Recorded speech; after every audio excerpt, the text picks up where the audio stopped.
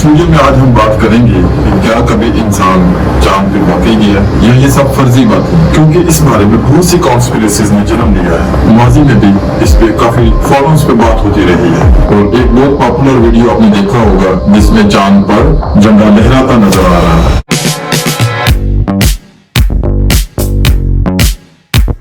अस्सलाम वालेकुम भाइयों, 20 जुलाई 1969 अपोलो 11 मिशन का लूनर मॉड्यूल चांद पर लैंड करता है। इसमें बैठे हैं एस्ट्रोनॉट्स नील आर्मस्ट्रांग और बज ऑल्ड्रिन, जिसमें से नील आर्मस्ट्रांग को आप सब लोग जानते हैं क्योंकि वो पहले शख्स थे जिन्होंने चांद पर कदम रखा। मैं आगे जाके एक तीसरे एस्ट्रोनॉट का नाम भी मैं बताऊंगा जो अपोलो 11 मिशन का हिस्सा था। लैंडिंग के बाद नील आर्मस्ट्रांग दरवाजा खोलने की कोशिश करते हैं चांद पर उतरने के लिए। दरवाजा खोलना इतना आसान नहीं था क्योंकि प्रेशर बहुत ज्यादा था, तो इनको वहाँ पे कुछ मुशक्कत उठानी पड़ी। कुछ वक्त के बाद ये लोग इसमें कामयाब हो गए। दोस्तों, यहाँ पर एक नई परेशानी सामने आती है। जो लिबास इन्होंने पहना हुआ था वो काफी भारी भरकम था, जबकि निकलने की जगह उसके तनासुब में थोड़ी तंग थी, जिससे इनके कपड़ों की बैक साइड पे लगा हुआ लूनर मॉड्यूल का एक टुकड़ा टूट जाता है। क्योंकि हम जानते हैं कि चांद पर कोई मीडियम नहीं, जैसे हवा नहीं है, तो साउंड वेव्स ट्रेवल नहीं करती। इस वजह से इन दोनों को इसकी खबर नहीं हो सकी। पर ये जो टुकड़ा टूटा ये बहुत ही जरूरी एक मशीन थी जिसे असेंट इंजन आर्मिंग स्विच कहा जाता है। ये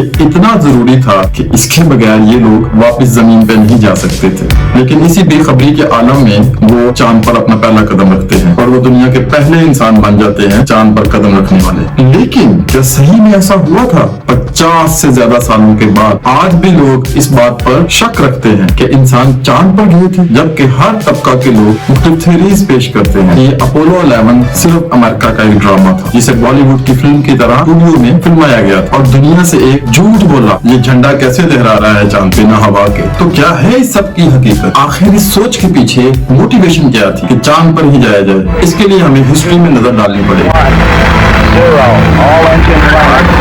We choose to go to the moon in this decade and do the other thing, not because they are easy, but because they are hard. Houston, we see you on the stereo, over. Tranquility Base here. The Eagle has landed. That's one small step for man, one giant. ये एक cold war थी जो America और Soviet union के बीच में लड़ी जा रही थी। दर हकीकत दोनों मुल्कों के बीच में एक रेस चल रही थी जिसे हम स्पेस रेस का नाम देते हैं। इस रेस में पहले तो रशिया आगे था जब उसने 1957 में अपना पहला सैटेलाइट लॉन्च किया। इसका नाम था स्पुतनिक और ये पहला मैनमेड ऑब्जेक्ट था जिसे जमीन के मिदार में भेजा गया। ये देख के अमेरिका की जल जाती है, मतलब वो परेशान हो जाते हैं कि सोवियत यूनियन उनसे आगे कैसे निकल गया। इसी के ताकुब में अमेरिका भी 1958 में अपना सैटेलाइट लॉन्च करता है।